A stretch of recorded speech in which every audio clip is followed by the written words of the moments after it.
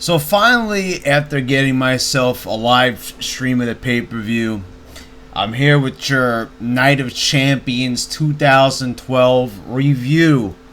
And it sucked. It sucked. I mean, I see a lot of people saying that this show was pretty good. Some people saying it was excellent. To people, I say get fucking help. Seek help. Because this show was fucking garbage.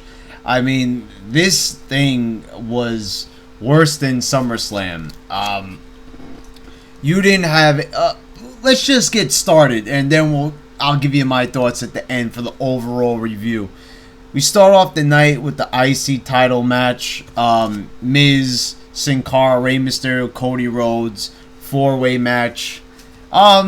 Good match, really retarded ass ending with Sin Cara playing the role of a comic character by putting the mask over Miz, and Miz is going all around. He doesn't know what he's doing, and then he just manages to hit Cody Rhodes with the skull crushing finale, and ends up pinning him. I mean, like, he couldn't just like hit the move. They had to do something fucking goofy and retarded at the end to PG it up.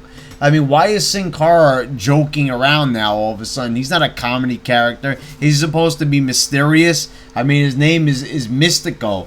Sin Cara means faceless in Spanish. So, I mean, come on. Why are we, like, lowering ourselves to cheap comedy like this? Like I said, it's always fucking cheap comedy with the WWE. Nothing is well thought out anymore.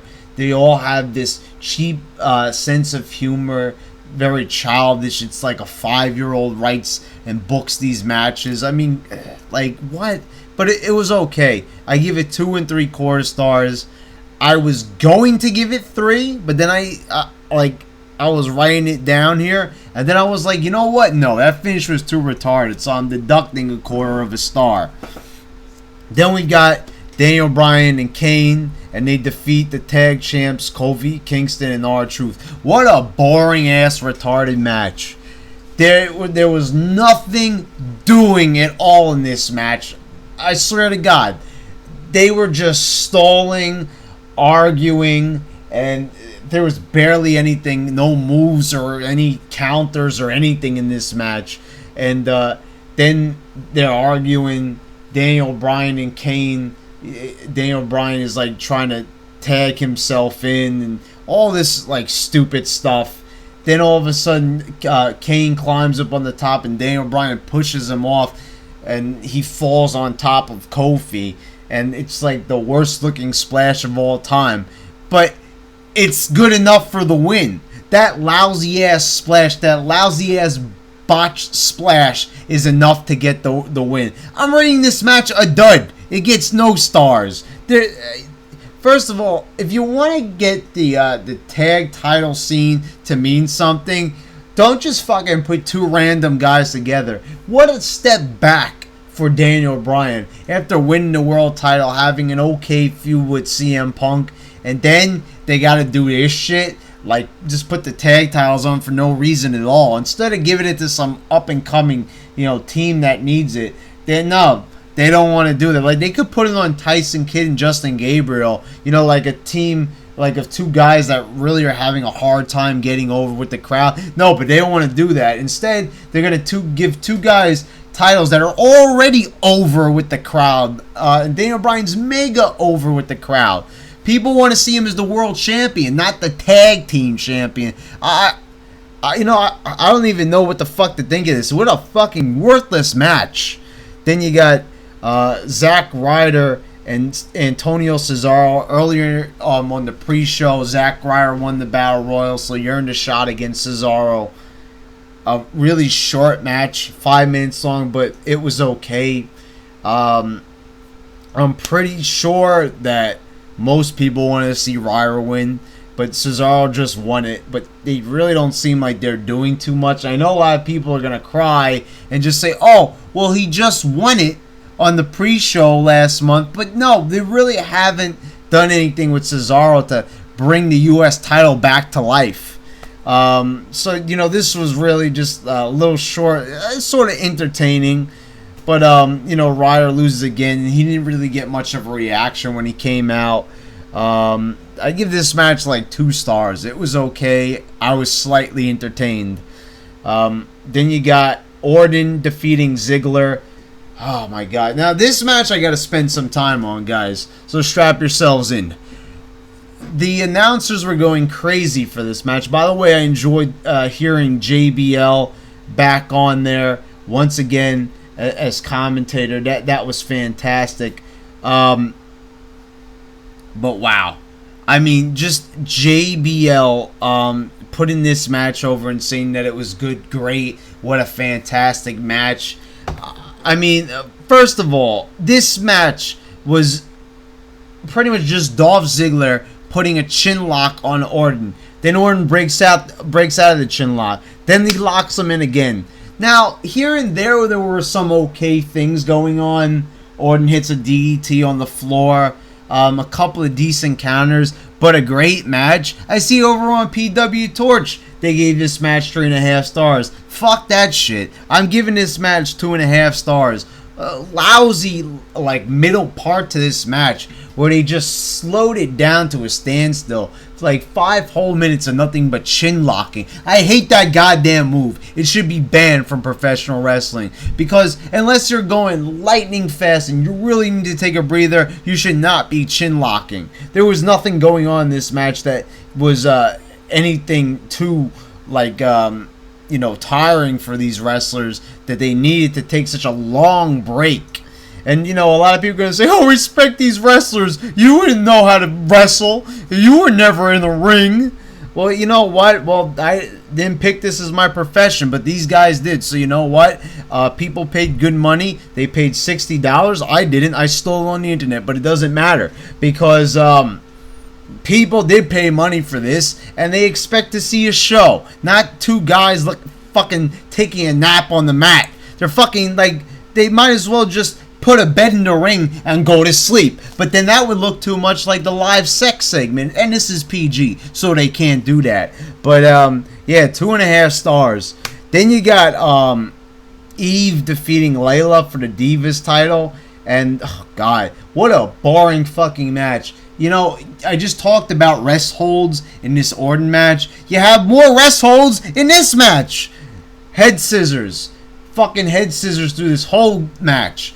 Eve locks in the head scissors, won't let Layla go, and just keeps holding her there. I mean, my god, what a slow-paced, lousy show with so much stalling. This match, I'm going to have to give it a dud. I'd rather see Eve as the champ. Like, I understand. Eve, we learned that she is a black belt from a Gracie school. I'm not sure if she trained with Royce Gracie or maybe Renzo here in New York, but I don't know why they don't make her like MMA style. I think that could fetch them money. I mean, I think that's a money idea right there. Make Eve a badass. She's already got the heel character down, but make her do some MMA moves. Make her, do some Kimura locks and some guillotine chokes. Do some rear naked chokes in there. Have like other divas tap out. Because Natalya might be a submission based diva, but she's not really over with the crowd. So I don't understand like why they waited so long to tell everybody this. There's a lot of MMA fans watching professional wrestling, watching WWE, watching this pay-per-view. So why do we have to wait to JBL when Eve has been in WWE for like 5 years, and we just all of a sudden now learn that she is an MMA expert, that she now knows Brazilian Jiu-Jitsu. Now we're fucking learning this. Yeah, what a fucking horrible match of dud. Then we got Sheamus defeating Del Rio. This was a little bit worse than their SummerSlam match. I can't believe that they have had 3 straight matches on pay-per-view. Is anybody else fucking tired of this? Because I know I am. And again, it was nothing special, nothing that great. I mean, it was okay. I can't really say it was bad. I enjoyed the fact that the finish was a little bit better with no shenanigans. It was just simply that, the bro kick was reinstated, if anybody fucking gives a shit. I know I don't. But, it was nice to see a Sheamus match with something other than the bro kick, these past couple of weeks. But now this time, we get the bro kick back. So, Del Rio misses in the corner. Sheamus hits him with the bro kick, and that's it. You could have seen that coming from a mile away. And, I don't know. So what are they going to, Hell in a Cell, have another match, a 4th straight match with these guys? I mean, come on already. This is like fucking ridiculous. Get Sheamus a new opponent or something. Then you got Punk and Cena, and again, I got to talk about this match. This match came to a draw, and everybody is going all out. This match was awesome! This was awesome! These people are just stupid. This was not epic at all. Was it good? It was good. Good. It was just good. 3 stars. But let me explain to you what I didn't like about this match. First of all, the cheesy ass ending. Okay, German suplex off the top rope.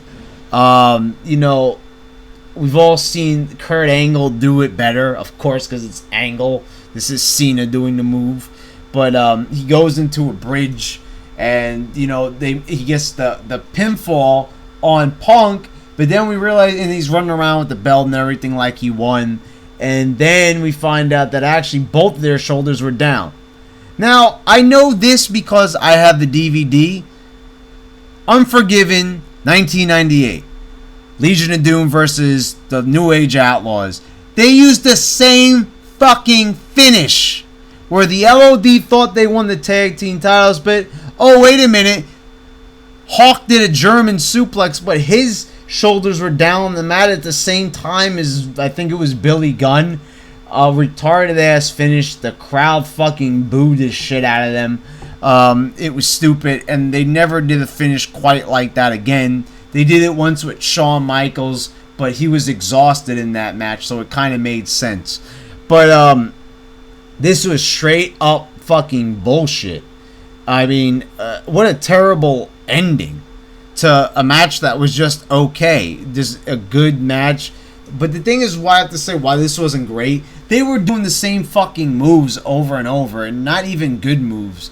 I mean, yeah, basically it was just Punk going for the GTS 1,000 times and Cena going for the FU 1,000 times. And then you had, I counted 2 FUs, 2 GTSs, 2 high kicks from Punk. I mean, they were doing the same shit to get near falls. I mean, and I understand you could make the argument. WrestleMania 17, one of the greatest matches of all time. Stone Cold and The Rock. They did multiple stunners and rock bottoms and stuff, but that was different because that matchup was that match. This is this match. And they made it a little bit more believable. This time you kind of knew what was going to happen. I mean, after everybody was like kicking out of things so many times, and then this retard-ass German suplex somehow gets the 3 count when no other move can. It was just stupid, lousy booking, but and like I didn't see this as being anything special. Overall, man, this event, Jesus Christ, I'm giving this event 3 out of 10. And I'm not trying to be funny. I'm not trying to troll you. But this was just lousy. I mean, I'm looking here. I've got 2 matches here with duds.